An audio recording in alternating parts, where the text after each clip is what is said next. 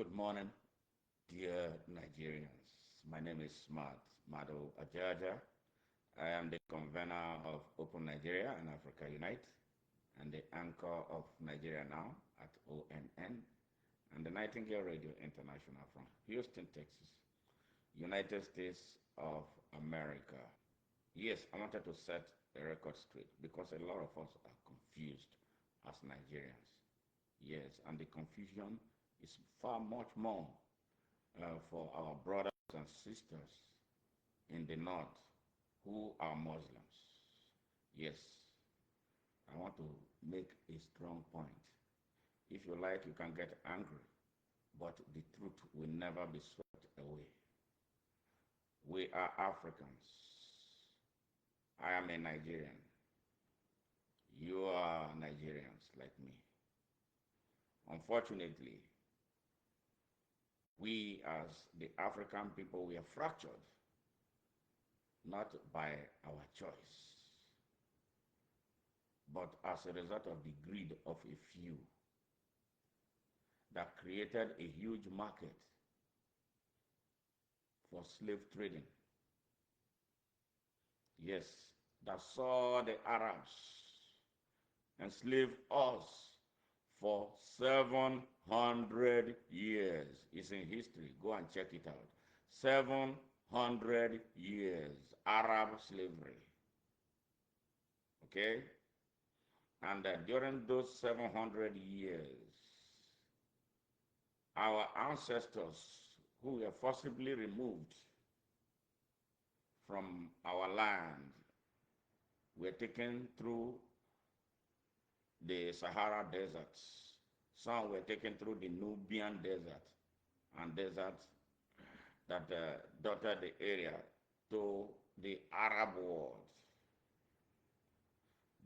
During those 700 years, the male slaves, all the male slaves captured and sold into slavery by sadly our traditional rulers and traditional leaders at the time.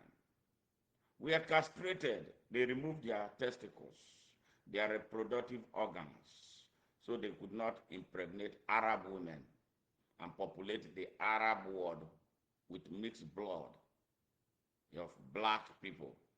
Yes, 700 years, 700 years, 700 years of Arab slavery. All right, after the Arabs did their 700-year term, they put the Quran and Islam before us. They forced us to accept their religion. I don't mean any offense, but this is the truth. You cannot controvert history. Yes. All right. Then, after they finished their own tenure, the Europeans came. And for another 400 years, 400 years, 400 years, I mean 400 years, they came just the way the Arabs came. It started small. And very soon, the Europeans discovered that it was a big business. They started bringing their ship and took over 20 million of our people across the Atlantic, created them like dogs. You know, when you want to transport a dog, you put it in a cage. They created our people like dogs, took them across the Atlantic. Millions died and were thrown into the Atlantic Ocean as food for the sharks and other wild fish in the sea. Yes, 700 years. And during these 700 years, when they decided that it was over, they brought the Bible and gave to us. They surveyed our lands and discovered all the minerals. They mapped all our minerals. They decided that the slavery was over. And they came together again in Berlin, the historic Berlin Conference, under Chancellor Bismarck of Germany, 1884 and 1885. They came together and decided to share Africa. If you study the history of Africa, you hear about the partitioning of Africa. They partitioned them, partitioned Africa. Yes, they created spheres of interest where they were interested in. All right, that's why you saw Portuguese in some part of Southern Africa, Angola, as an example. All right, Mozambique, another example. All right, the French took a whole chunk of West Africa, 14 colonies for the French people. All right, and the British took, the Germans came.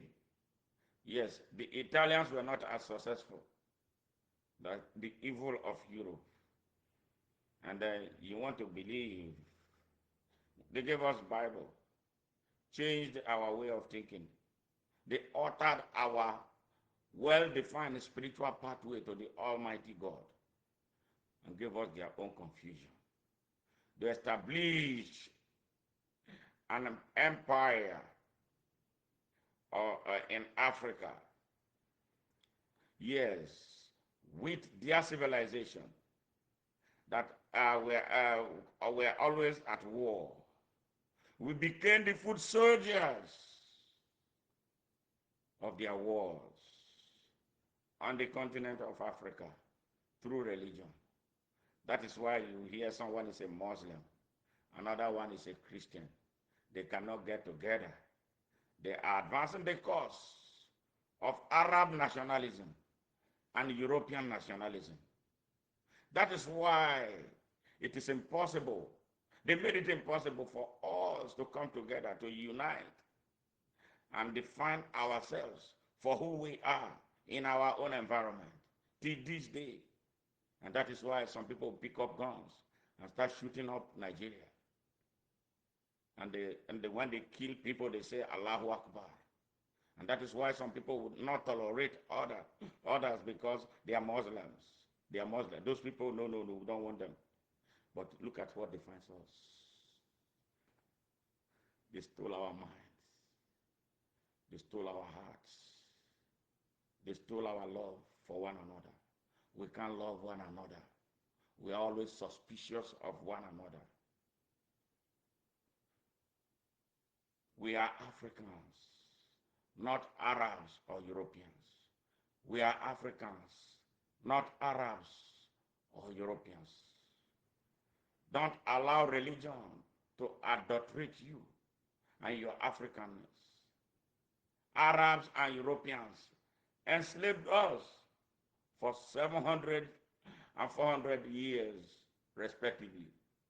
And even though they say slavery has ended, they still don't see us as anything near them with the way they still treat us in their places and on our own continent. Therefore, we owe ourselves and future generations of Africans a duty to build and reposition Africa for progress and prosperity. Am I asking for so much?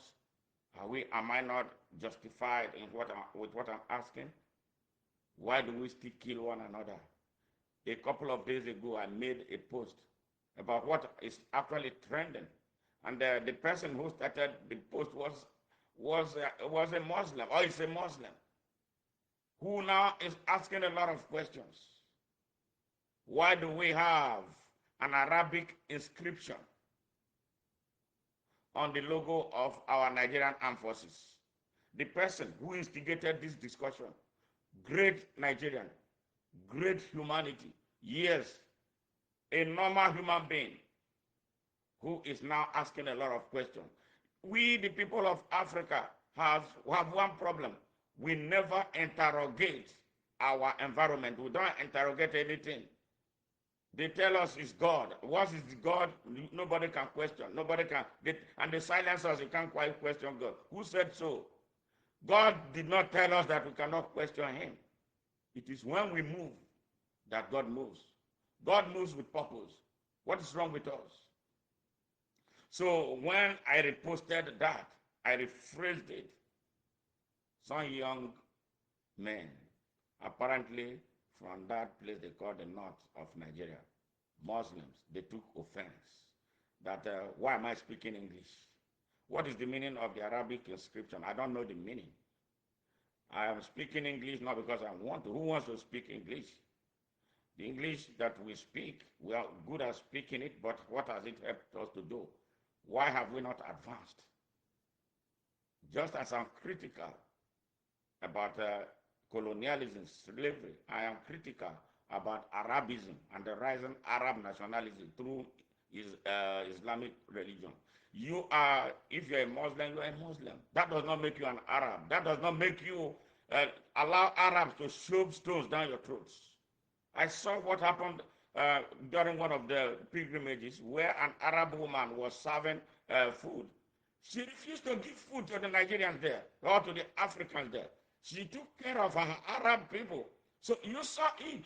It was everywhere. Are you happy about that? So this is one question. Yes, as badly as Christianity, I'm not a Christian. I am a child of the Almighty God. I deal with God through spirituality. Yes, as an African. Yes, but I will never be an idiot of European and become a European nationalist. For what? Do they care about me? They don't care about me. They don't care about you. The same way the Arabs don't care about us. They don't give a damn about you. Are you not going to their places? They are still enslaving Africans and abusing them in their places. And then they tell you we are one and same in God. If we are one and same in God, we deserve to be treated with respect and dignity. And this is what the Fulani elites are doing in Nigeria. Those who enslaved the Hausa people for 221 years and tell them they are one and the same in Allah. They rape their women. They kidnap their men. They kill them in their farms. They deny them access to their farms. They impose illegal taxation on them. And the whole Nigeria is watching. Nigerians, Africans, it's time for us to rise. And this is the reason for this message. God bless you.